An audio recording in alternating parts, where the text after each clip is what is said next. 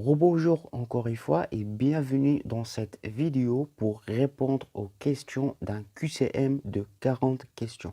Donc, je l'ai découpé en plusieurs vidéos pour que vous arriviez à bien comprendre en détail comment on a fait pour trouver la bonne réponse. D'accord? Donc, on est arrivé à la neuvième question. Donc, question numéro 9 dit: qu'est-ce que la plus-value pour Marx?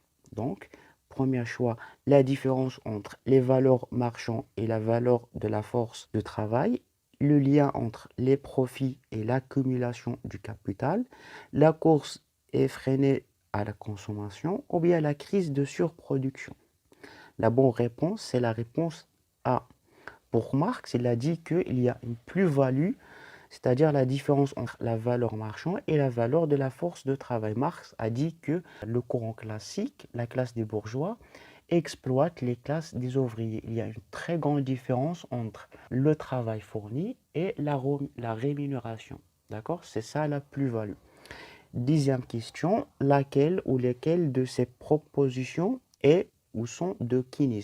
A. La plus-value engendre l'exploitation de l'homme par l'homme. Le rôle de l'État doit s'effacer au profit d'une société collectiviste. La crise de surproduction est inéluctable. Ou bien les mécanismes de régulation par l'État de l'économie sont nécessaires.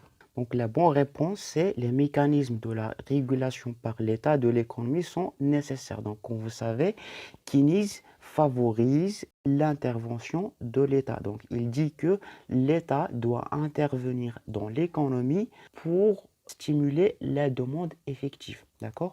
Donc on va passer à la 11e question. Donc la 11e question, les trois grandes fonctions de l'activité économique sont l'emploi, consommation, l'inflation, consommation, investissement, épargne, production, répartition, consommation, ou bien stabilité des prix, commerce extérieur et la concurrence. La réponse juste, c'est production, répartition et consommation. Donc, ce sont les trois grandes fonctions de l'activité économique. La production, c'est le fait de produire des biens, de créer des biens. La répartition, c'est le fait de distribuer, répartir les richesses créées par la production ou bien les entreprises. Et la consommation, c'est le fait de consommer, acheter pour consommer la production des entreprises. D'accord? On va passer à la 12e question. Donc, la 12e question dit, selon le pyramide de Maslow, on commence toujours à satisfaire les besoins d'accomplissement, les besoins physiologiques, les besoins d'appartenance. La réponse juste, c'est les besoins physiologiques. Comme vous savez tous, le pyramide de Maslow, il y a 5 types de besoins. Les besoins physiologiques, les besoins de sécurité, les besoins d'estime de soi, d'appartenance à un groupe et d'accomplissement. Et le concept de Maslow, il a dit on ne peut pas satisfaire un besoin tant qu'on n'a pas satisfait les besoins d'avant. Les besoins les plus basiques nécessaires, c'est les besoins physiologiques. Donc, ce sont des besoins basiques selon le pyramide de Maslow. D'accord? On va passer à la 13e question. Donc, la division du travail est source de croissance puisqu'il permet d'augmenter la productivité. Vrai ou faux?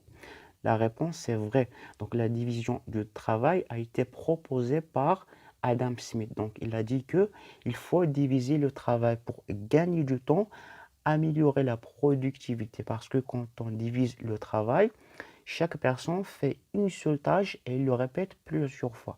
Ça va permettre d'augmenter la productivité, gagner du temps et minimiser les coûts. D'accord? Donc, pour la 14e question, dit qui affirme que la mise en déficit du budget de l'État permet de fournir des ressources nouvelles qui augmentent la demande effective.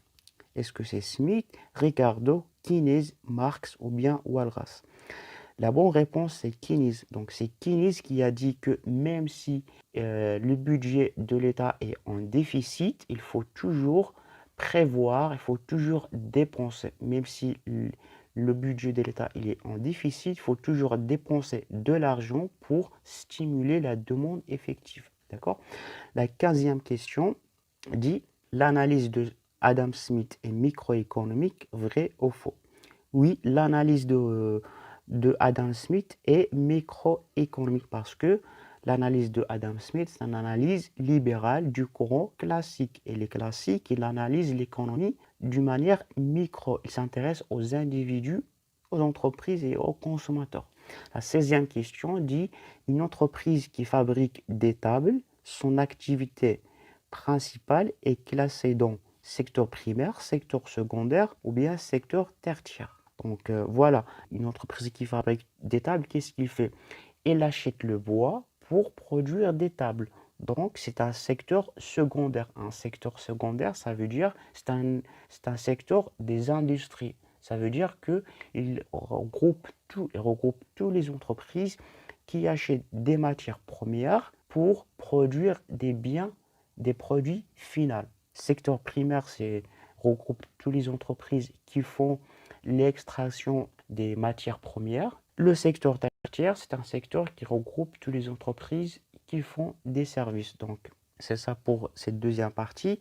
Donc, on se retrouve dans la prochaine vidéo pour répondre aux questions qui restent.